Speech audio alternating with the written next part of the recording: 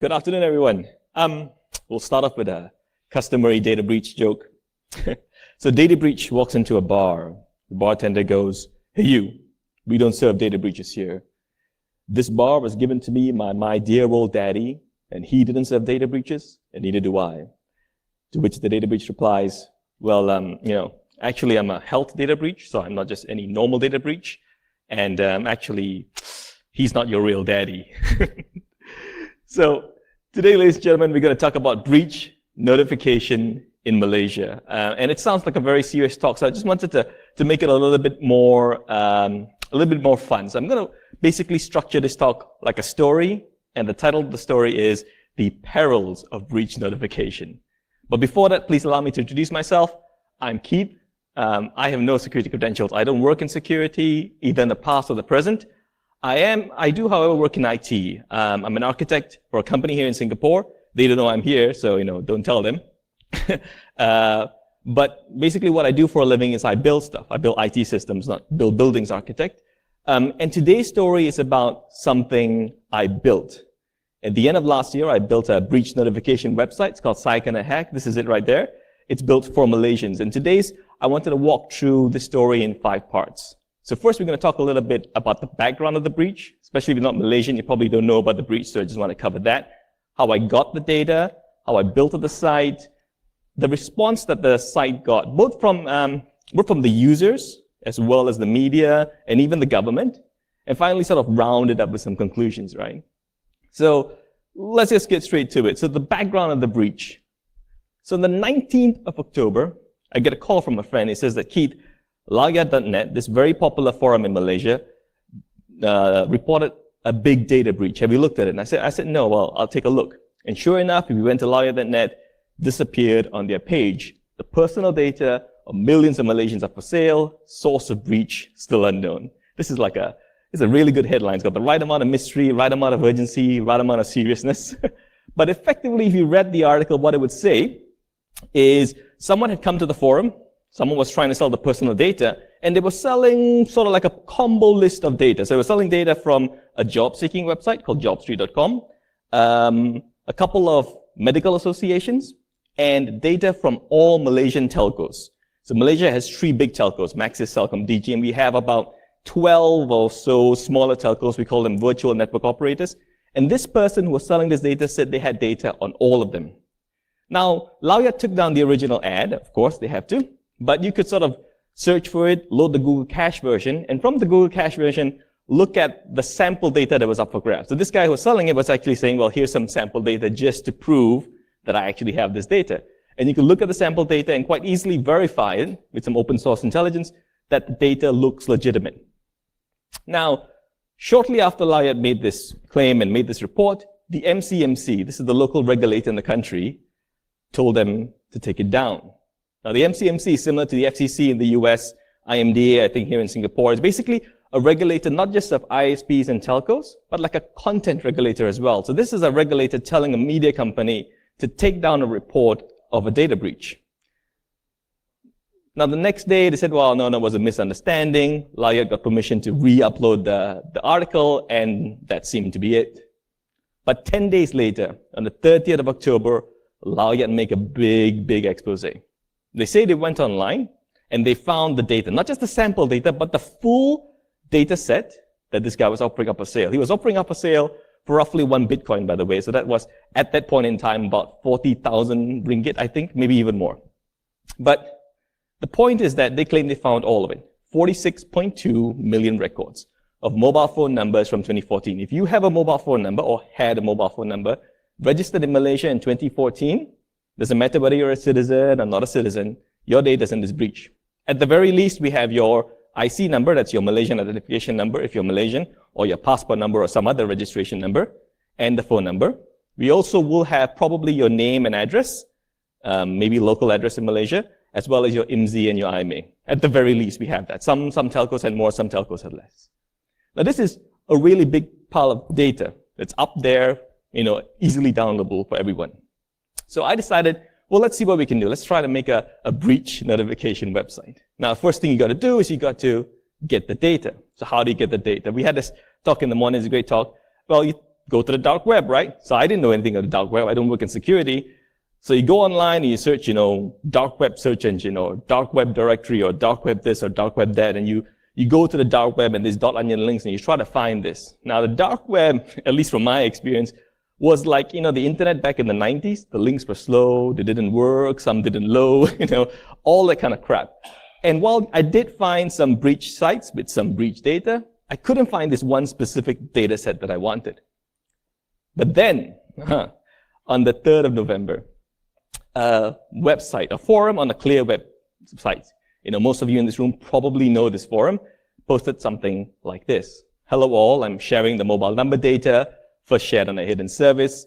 My friend got this database and gave it to me. It has multiple files. And then it enumerates all the files from all the different telcos, from all of these medical associations, and from all these job-seeking websites.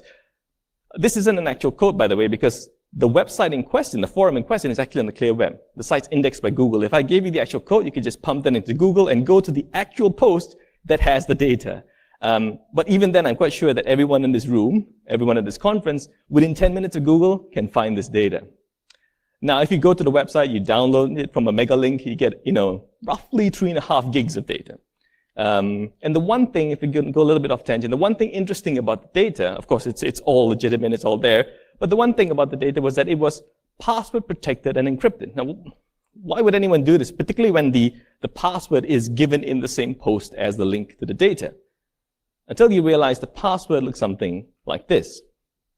Well, it's a mask, but it's basically a .onion link. And it's quite cool because this is the way these dark web websites sort of keep the attribution of the files that came from them. So if you have a dark web website and you're dealing with data breaches and you got this big data breach, you would encrypt it with your .onion link. And even though someone might download it and re-upload it in another forum, and someone might do the same, you lose track of the data. But all these guys who are downloading, they're not going to decrypt it, decompress it and then recompress it again. They're just going to take the same file you gave them and upload it somewhere else. And that way, the password of the zip acts like a backlink to your hidden service, which is an interesting use of a zip password. But then once you got that, decrypt the file, 3.5 gigs, all of this data, it becomes much, much larger after you decrypt it. Then you got all of this data. You got to be really, really responsible with the data, right? Because this is like people's real data, it's legitimate data breach data. You got to be responsible for yourself as well as for the victims. You could spin up a VM and do that kind of thing. What you don't want to do is just store it in a regular folder and call it something like, COMMSEC, right? You want to have something more secure than that, okay? You can laugh, but he's Australian, he won't go to jail. So now you got the data. Second part is you got to build the site itself. Now this is my wheelhouse, right? I'm an architect. I build sites for a living. But there are some, let's say, functional questions you still have to answer first. So what are the first functional questions? Well, this is how the website would roughly look, right? It looks like a Google search engine. The user comes, gives you some input data, gets back some output data, and based on the output, can determine whether or not they're in the breach. We'll take it one at a time. Input first. What can you use as the input data? Remember the 6 data elements. These are all different data files from different telcos, and they all have different formats, different field names, etc. But they all have roughly six common fields in question, right? Everyone's got the name and the IC, they got the address, they got their phone number, of course, they got the IMSI and the IMEI. Now, IMSI and IMEI you can't really use because people don't really know the IMSI and IMEI, at least most normal people don't know. And even I don't know the IMSI and IMEI I had in 2014. That's like 3 Android phones and 2 SIM cards ago. So, you can't really use IMSI and IMEI. Names and addresses, they are not really good to query on. And so what you're left with is mobile number or IC number. Very unique numbers, very nice numbers. You can use either of them. And I chose to use IC numbers, and we'll get to that in a bit. But when you get to output data, that's much, much harder. Because if you go to a website like Have I Been Pwned, everybody knows Have I Been Pwned, right? It's this phenomenal breach notification website. You come in, you enter your email address, and the service tells you, yep, you're in the Adobe breach, you're in the MySpace breach, LinkedIn breach, etc. But there's a couple of things different. So first of all, Have I Been Pwned, run by Troy Hunt, he has, even though he didn't start with it, but he has right now a tremendous amount of reputation and credibility, right? Governments use him, law enforcement agencies use him, etc. So you can trust the guy. And secondly, he's got lots and lots of breaches that he has accumulated over time. So even if you didn't trust Troy Hunt, you come to the website, you set your email address, It tells you you're part of these 10 breaches, and you can sort of correlate, yep, I subscribed to this service 10 years ago and this service, and the dates and the services match up. Now, I don't have credibility. I don't have reputation, and I only have one breach, which impacts the whole country, by the way. 46.2 million records. Malaysia only has 30 million people. So if you came to the website and you entered either your mobile number or an IC number, and all I gave you back was a flag, yep, you're in the breach, yep, you're in the breach, the site would be indistinguishable from a scammy website that some guy, sprung up overnight. So how not to look like a scam? It's a difficult one, because the way I sort of solve this is that, okay, I got to prove to you that I have the data. I can't prove to you that I'm phishing your data. That's impossible. But I can at least prove to you that, yep, I got the data, and yep, you're in the breach. And the only way to do that is to give you some subset of the data from the breach back to you. So if you enter something like a key, a database key, and I have to give you back the record for that database to prove that, yep, you're in the breach and this is your record. But you can't give the plain text data. This is what happened in the Philippines, the COMMSEC breach, and the guys brought this breach notification website. You got to be a bit more responsible.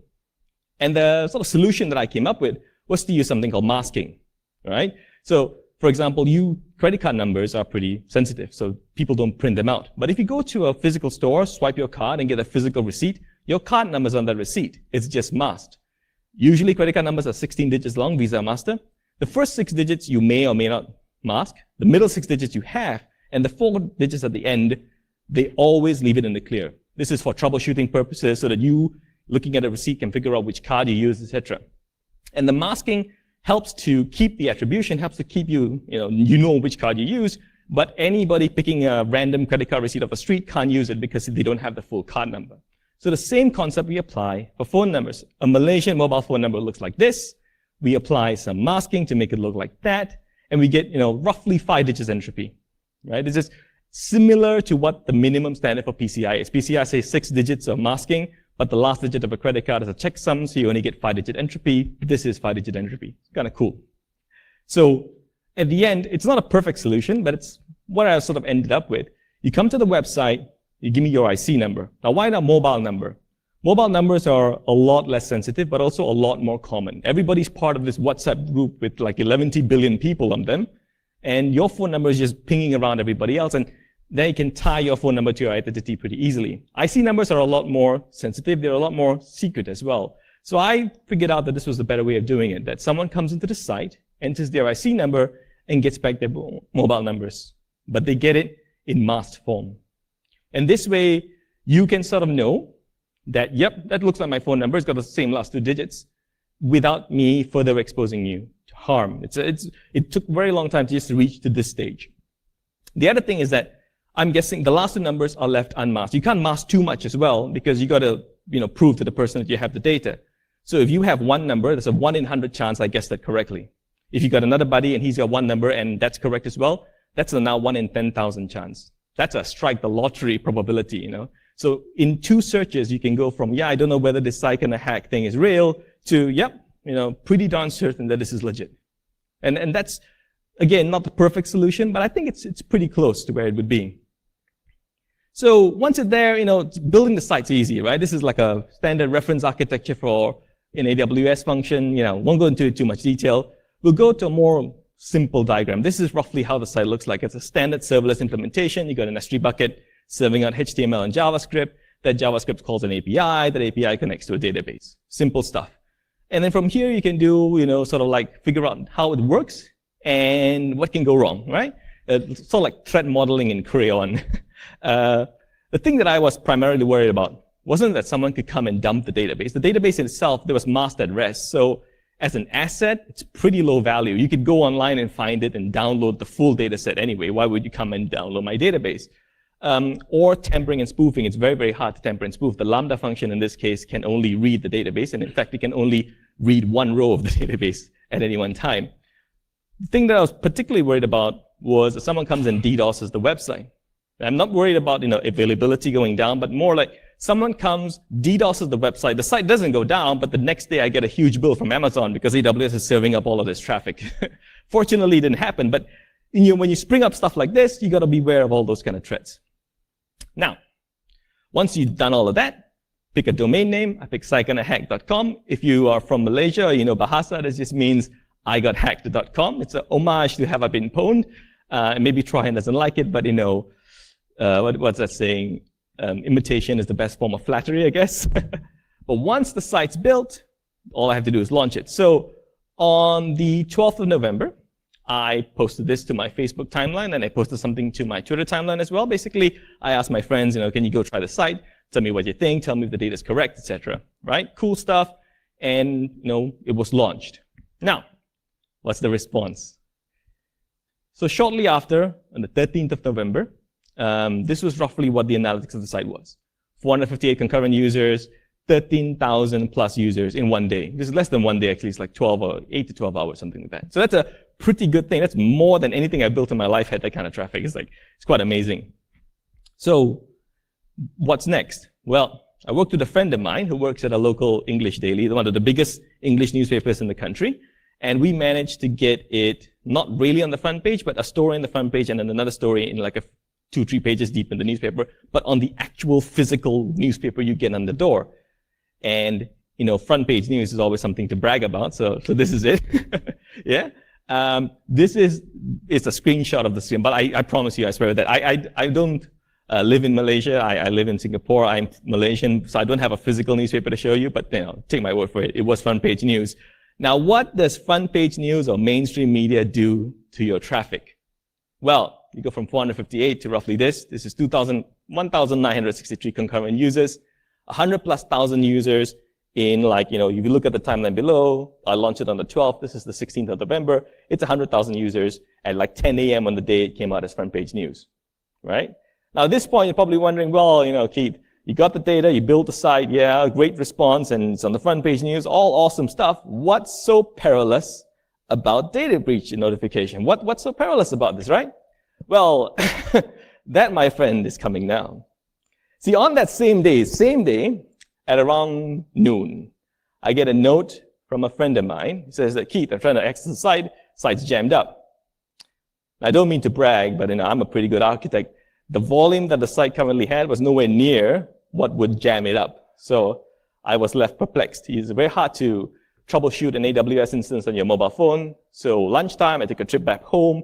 I opened up the laptop, try to debug it, can't figure out what's going wrong.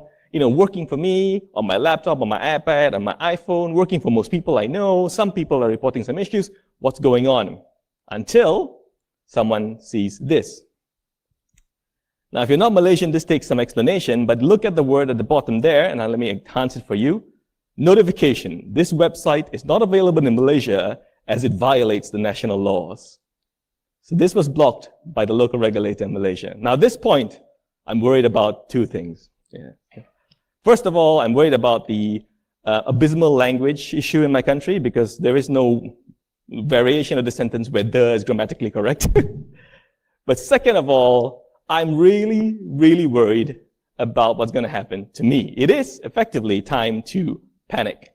Now, you may think this is prima donna. You may think, well, yeah, you know, blocked website doesn't equal going to jail. But okay, so let me explain to you what Malaysia at the end of 2017 looked like. It's not the same as it is now. We've got a new government. You can make fun of the prime minister now as long as it's not the current prime minister. But at the end of 2017, this guy had a blocked website. He was exiled somewhere in the UK, persona non grata in Malaysia. This guy had a blocked website. They shut down his whole business, shut it down, literally blocked the site, shut it down. Bad things happen to people with blocked websites. And now I was one of them. So, you know, I was worried, and this is the serious part. So I was really, really worried because, you know, this was a different country. You worry that you go back home and you land at the airport and they whisk you off to jail, just straight away whisk you off to jail, no questions asked. And in jail, you're there, my skinny body, in between two burly guys, and one guy's going, I killed a man and I robbed a bank, and what did you do? And I'd be like, you know, well, I violated the Personal Data Protection Act. and maybe in jail that's awesome, but probably not. But on a serious note, and you know, lame Chuck Norris memes aside, this was a very, very scary point in my life. And it got even more confusing because some of the reports, now most people, like the 99% of most support that you can see on Twitter or on Facebook, was pretty supportive. People wanted something like this. But there were some people who were critical, and that's par for the course when you do something like this, that's fine. But some people seem to take it a different way. For example, this guy says it's blocked because it's not right to manipulate the stolen data. It's like, what? Manipulate the data? Till today, I still don't understand, you know. But where you would normally be confused, now you're confused, you're scared, you just launched this thing, so you're sleep deprived, you haven't slept for a long time, and, you know, you're just not working on all four cylinders, you're wondering to yourself what's going to happen. So I took the decision shortly afterwards, on that same day, 16th of November, to shut down the site. So I told everybody, you know, on the 20th of November, I'm going to shut down the site. You've got, you know, 4 days to figure out how to bypass the breach. The simple DNS block. This is how most government censorship works. And most people either VPN or you just change your DNS to Google DNS or whatever, and you can bypass the block. But on the 20th of November, this little bit of code snippet hits. So basically, if you can read Python, it basically says at 11:55 p.m. Malaysia time on the 19th of November, the site doesn't even reach into the database anymore to get the records. It basically returns back status code 451, which, by the way, that is the recommended HTTP status code if your site is blocked by a government. So, you know, if you ever get blocked by a government, HTTP status code 451, not 404, 451, right? So that, my friends, is the perils of data breach notification, at least in Malaysia. But that's the end of, at least for my part. That's the site's down now. It doesn't really give you any data, but that is the end of, you know, let's say chapter 1, right? Because now we go to the conclusion. The more I think about it, right, the more I understand, and you got some distance in time now, so you can reflect on it without all the emotional baggage that it comes along with. So I've gone from thinking, yeah, maybe I shouldn't have done it, to, yeah, I didn't do anything wrong, to where I am right now, well, I did something right. There's a huge difference between something, I didn't do anything wrong and I did something right. That's a different level of conviction, right? And right now I'm in this place because, well, if you look at this is the Google Analytics for my blog, not for SayaKenaHack, not for the breach notification site, for my blog. Because the breach notification site works like this. You come in, you enter the data, there's breach notification, and right at the bottom, you got a little link that says more info. Click on that link, you go to my blog. This one, 100,000 page views in one day. It basically, you know, supersedes everything else on the blog. But 100,000 people came to that blog on that one day to get more info. Normal people, the people who don't come to, you know, hacking conferences and security conferences, want more info. They want to understand, what does this breach mean? How do I protect myself? What I have to do? And the people at the time who were, you would say, entrusted or had the mandate to give them that more info were not doing it. Okay, so, you know, I did it. Maybe it's not right. Maybe it's not 100% legal, but it isn't illegal anyway. That's for a judge and jury to decide. And until someone takes me to court, you know, no one can actually say that it was an illegal thing to do. There are many, many exemptions in the PDPA. So that's kind of cool, right? Normal people want to know, you know. I was trending with Miss World. You see, yeah, in fact, I was trending ahead of Miss World. So, you know, it's me and then girls in bikinis. So, yeah. But this idea that people don't care isn't true. People do care. They want to know, right? And some of us who have the skills, I'm not saying very skillful, but the people who have the skills and the talent have a responsibility to help them understand. Now, this is the official media statement from the Personal Data Protection Agency requesting the MCMC to block the website, right? And basically, the MCMC, the regulator, acted on the request of the PDP Commission, the Personal Data Protection Commission. So Good Friday this year, Good Friday is a holiday in Singapore, it's not a holiday in Malaysia. I took a flight back home and I went here. This is the Personal Data Protection Agency in Malaysia. Now that is a very scary looking door. The thing is, that you probably wanted to have glass, so it looks nice. It looks like one of those doors in the back of a casino. They catch you cheating, they bring you into the door and you never come out. But I went there and I had this amazing conversation with the PDP commissioner. And I said, hi, my name is Rozario. Do you know who I am? And she said, who? What? So, SayaKenaHack, you must know this. No. And we had to explain to her, well, it turns out that they blocked the site not because they were angry, but because there were some complaints and they just acted on the complaint, right? So that wasn't anything serious. I wasn't really going to go to jail, but that is the real story, right? I met her. We had a really great conversation. I met her staff. I gave her a copy of a book, Ghost in the Wires. Maybe you know that. And this, by the way, is a little tip. So if you ever meet a government official, there's always going to be many layers of people between you and them. It's going to be like, okay, you don't have to send the email, we'll call you, they'll call them, etc. But if you bring a book, you bring something physical, you write a note in the book, that bypasses all of them and goes straight to the biggest person in the room, right? So if you ever wanted to communicate that way, bringing a book to meet a government official and giving them a book, that's great. That helps do that most. But the point is, and I got some time left, but the point is basically, SayaKenaHack, that part of the story is over, but it's still a work in progress. I'm still trying to get breach notification up in Malaysia. I'm still trying to get the site unblocked. Maybe it won't get unblocked in its current form, but something somewhere to make breach notification in Malaysia actually official. And if you are in Malaysia and you want to help me out, reach out and we can see what we can do. And that's what we're trying to work out on. So it's a work in progress. Thank you very much. Happy to take any questions. Thank you very much, Keith, for sharing your story with us. Do the crowd have any questions? How much was your AWS bill in November? Oh, $2. So Lambda, right? Lambda has 1 million gigabytes seconds every month, right? The Lambda function is only 120 megabytes, so Lambda's rigid. So yes, good point. So the Lambda function, the site running itself costs about $1 every 100,000 views.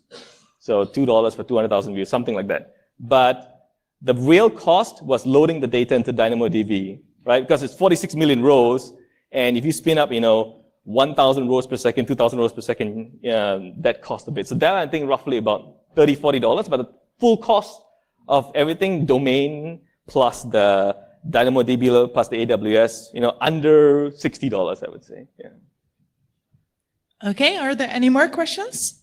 Won't break the bank, man. Was the loaded data already masked, or? Yeah, so the data, the data you download, of course, is all clear, so you can see everybody's phone number.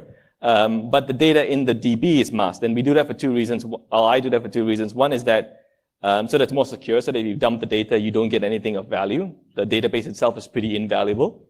And secondly, it's a performance thing, because if you mask it write it into the database, you don't have to mask it every time you query it out. So that saves a lot of cost as well. Yeah. Okay, are there any further questions? Cool. Okay, if there are no more questions, please all do remember that Keith will be around some more. So if you think of anything, just go ahead and ask him.